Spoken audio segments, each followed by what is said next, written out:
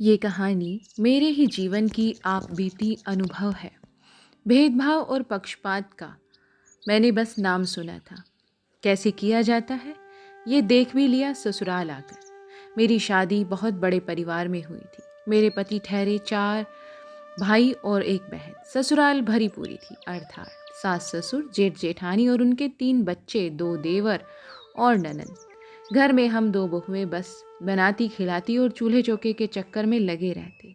कभी जेठ जी के दोस्त, कभी देवर जी के मित्र, कभी ननंद की सहेलियां। नाश्ता खाना जो भी आता खाकर ही चला जाता था।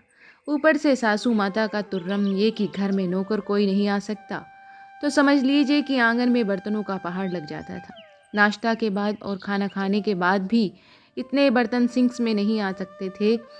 100 बर्तन आंगन में ही धोए जाते थे। मैं ठहरी छोटे से परिवार की सबसे छोटी बेटी, लाडली मुंहफट भी थी। मायके में तो खाना बनाते ही सबसे पहले मैं खाती थी। यहाँ ससुराल में ननंद को खिलाया जाता था या सबसे छोटे देवर को भोग लगाते थे। परिवार बड़ा था, सब्जियां 2-3 बनती थी और कढ़ाई भर भर के बनती थी तो ख़त्म भी हो जाती थी। परात भर के आटा गूंदा जाता था। नाश्ता भी जमकर बनता और खाया जाता था। पकोड़े का मटेरियल तो सीधे बड़े से प्रांत में फेंटा जाता और ख़त्म होते देर नहीं लगती थी। सभी लोग लगता कि सिर्फ खाने के लिए ही जीते हैं। हम दोनों बहुएं सब कुछ बनाते खिलाते एक टांग पर खड़ी रहती थी। मैंने मेरे मन में ये सब बात बहुत अटपटी लगती थी। जेठानी जी खुद भी बड़े परिवार से थी तो सब देखा रखा होगा उन्होंने, पर मुझे तो चक्कर आने लगता था। 5 लीटर के कुकर में चावल बनता और ख़त्म हो जाता फटाफट। एक बार फिर से चढ़ाया जाता। हम बहुओं के लिए अक्सर खाना या नाश्ता कम पड़ जाता था, ख़त्म हो जाता था।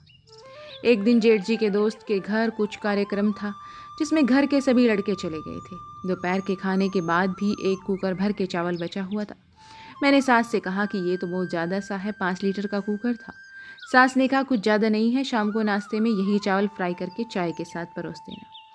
मैंने हिसाब लगाते हुए कहा कि माँ जी ये तो बहुत ज़्यादा से है। वो हंसकर बोली, परिवार भी तो ज़्यादा है। मैं बड़ी सी कढ़ाई में सारे चावल भूने और सबको चाय के साथ दे दिया। जेठानी जी को बुलाया कि आओ हम भी खा सकते हैं। जरा चाय के साथ। जरा देर में मैं जेठानी को बुला कर लाई। तब तक देवर, ननद और बच्चों ने सब कुछ समाप्त कर दिया था। मैं हैरान थी कि इतना सारा चावल फ्राई किया मैंने, ख़त्म कैसे हो गया, वो भी देखते ही देखते। कमाल है, हम दोनों के लिए बचा ही नहीं। सासू माता आई तो मैंने उनसे मुस्कुराकर कहा, सारा चावल? तो वो भी मुस्कुराकर बोली, मैंने कहा था ना। मैंने मौका और उनका खुश मन देखकर कहा, माँ जी आपने परिवार इतना बड़ा क्यों किया? छोटा परिवार सुखी परिवार का नारा तो जाने कब से चला आ रहा है। मुझे तो वो सांत्वना जताते हुए सहित जोर देकर अचरज से समझाते हुए बोली, तुम कितनी भाग्यशाली हो, जरा सोचो तो। अब इसमें मैं भाग्यशाली कैसे हुई? मुझे तो कुछ समझ ही नहीं आ रहा था। तो मैं आचाकच कर पूछा, माँ जी भाग्यशाली कैसे हुई?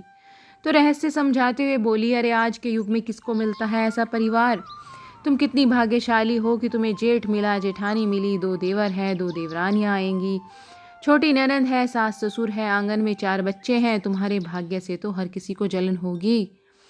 बेकार की बातें मत सोचो, अपने भाग्य पर इतराओ। माँ जी उपदेश देकर चलती बनी। मैं ठगी सी आवाक उन्हें बहुत देर तक जाते हुए देखती रही।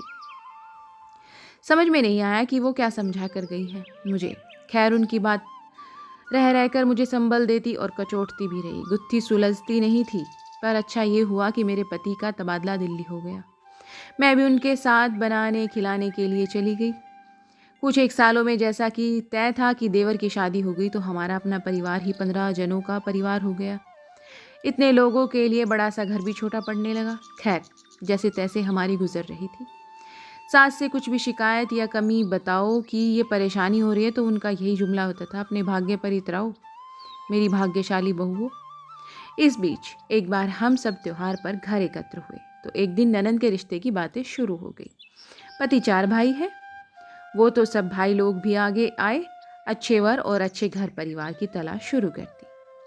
हम बहुओं ने भी अपने स्तर पर इकलौती ननंद के लिए रिश्ते ढूंढने शुरू कर दिए, पर कोई भी रिश्ता हो जो माँ जी को पसंद नहीं आता था, हर रिश्ते को वो खारिज कर देती थी। हम लोगों को समझ ही नहीं आ पाता था कि अब कौन सी कमी थी लड़के या उसके परिवार में। एक दिन मेरे जेठ जी 4 अच्छे रिश्ते लेकर लड़के के फोटो के साथ घर आए और माँ जी को सबके बारे में दिखाकर बताया।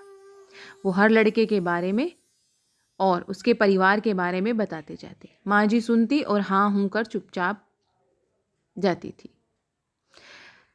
सभी लड़के अच्छी नौकरी में थे और घर परिवार भी अच्छा संभराता था, पर माँ जी को कुछ ठीक नहीं लग रहा था। अब उन्हें क्या ठीक नहीं लग रहा था, खुलकर बोल ही नहीं पा रही थी।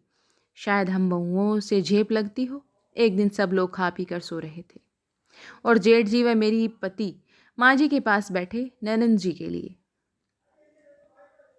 ढूंढे जाने वाले रिश्तों पर चर्चा कर रहे थे। तब मैंने सुना रही थी कि माँ जी धीरे धीरे बेटे को समझा रही थी अपने, देखो जो भी लड़का ढूंढो 1 या 2 भाई हो, ज़्यादा से ज़्यादा लड़के की बहन ना हो तो ठीक है। बाकी लड़का नौकरी वाला होना ही चाहिए, और अगर बाहर नौकरी करता हो तो और भी बढ़िया है। घर में सास ससुर ना हो तो और भी अच्छा रहेगा। मेरे कानों में तो माँ जी की बातें पड़ी तो जैसे यकीन ही नहीं हुआ कि ये वही माँ जी है जो हमें भाग्य पर इतराने के लिए 50 बार उपदेश दे चुकी है। अब खुद की बेटी पर बात आई तो उसके लिए छोटा परिवार ढूंढ रही है। मेरे पति जब कमरे में आए तो मैंने कहा, और माँ जी ने क्या पट्टी पढ़ाई आपको? समझ तो वो भी गए, पर अनजान बनकर बोले, पट्टी क्या पढ़ाई, ठीक ही तो समझाया। बता दूं कि माँ जी के उपदेश सुनकर पति भी अक्सर मुझे सुनाते रहते थे, शुक्र करो नसीब से तुम बहुत अच्छे घर में आ गई हो, तुम्हारे बापू और तुम भी किस्मत वाली हो। ऐसा और इतना समृद्ध परिवार आजकल किसे मिलता है। अब मैंने पतिदेव को आड़े हाथों लिया। क्यों भाई, बड़े परिवार में ब्याह कर जाना तो किस्मत की और भाग्य की बात होती है। फिर हमारी ननंद जी अभागी क्यों रहे? उनको भी तो भाग्यशाली बनाइए। पतिदेव बंगले झांकने लगे। तो मैंने कहा, मेरे पिताजी सीधे साधे थे, आप लोगों की बातों में आ गए, वरना समझ लीजिए कि आप सब भाई लोगों की किस्मत वाले हैं कि लड़कियां मिल गई। वरना आजकल कोई ब्याह नहीं करता 4 लड़कों वाले घर में। सबको अपनी बेटी के नसीब की चिंता है, आपके माँ की तरह। सुनकर पति ने भी मेरी हाँ में सहमति जताई और अपने व्यवहार पर माफ़ी मांगी, पर सासू माँ के मुंह से उगलवाना अभी बाकी था, क्योंकि वो भी तो जब तब हम तीनों बहुओं के मायके वालों के सामने हमारी अच्छी किस्मत और भाग्य का ढोल पीटती रहती थी। देवरानी तो फफक कर तब रो पड़ी थी जब उसके पिताजी को हमारी सासू माँ जी ने कहा, आप बड़े खुशनसीब हैं समधी जी, जग जीत लिया आपने। आपके जैसे किस्मत हमारी कहाँ कि अच्छा परिवार मिल जाए, कहकर ताना मारा था सासू माँ ने। और शायद इसलिए अब सासू माँ हमारे सामने बड़े परिवार वाले रिश्ते को क्यों काटती जा रही हैं, बताना नहीं चाहती थी। मेरे और जेठ जी ना रहने पर हमारी देवरानी ने सासू माँ को आड़े हाथों लिया, क्योंकि देवर जी एक बढ़िया रिश्ता लाए थे। लड़का बड़े अच्छे पद पर था, पर लड़के के 3 भाई 1 बहन थी, तो सासू माँ को जम नहीं रहा था तो मना करने लगी। बस फिर क्या, उनके मना करते ही देवरानी ने जमकर सासू माँ को ताने कसे। ननंद जी को भी हम बहुओं की तरह भाग्यशाली क्यों नहीं बनाना चाहती आप? सारी अकलमंदी हम बहुओं पर ही आजमाती है। अब सासू माँ का मुंह बन चुका था और वो समझ चुकी थी कि अब बहुओं को उपदेश देकर अपना उल्लू सीधा नहीं कर पाएंगी वो।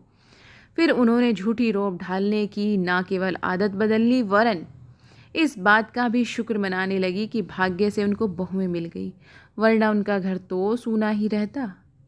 तो दोस्तों, आपको ये कहानी कैसी मिली कमेंट्स करके ज़रूर बताएं, और हाँ, प्लीज़ चैनल को सब्सक्राइब ज़रूर करें। आप सबका सपोर्ट ही हमें आगे बढ़ाता है। Thanks for watching.